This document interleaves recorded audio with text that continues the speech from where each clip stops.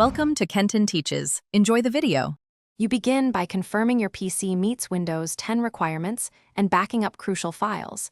This prevents data loss and speeds recovery if something goes wrong. Next, make sure you have either a retail license or your current Windows 7 key noted, because activation differs by scenario. Once done, download the media creation tool from Microsoft on a working PC and create a bootable USB. This puts the installer and drivers in one place, so you can proceed without pauses. You reboot into the USB installer and set BIOS or UEFI to boot from the drive.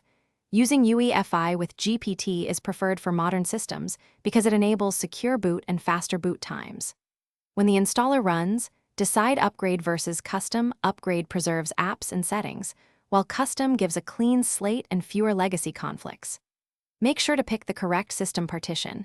If you choose Clean Install, format that partition, but only after you confirm your backup is complete. You finish the out-of-box experience by creating your account, adjusting privacy and update settings, and connecting to the network so Windows Update can fetch drivers and patches. This stabilizes the system quickly. After first boot, install vendor-specific drivers for GPU, chipset, and peripherals to avoid performance issues. If activation fails, run the activation troubleshooter or re-enter your product key. This single step resolves most activation problems, and if it does not, note the error. Thanks for watching. Please subscribe if this video was helpful.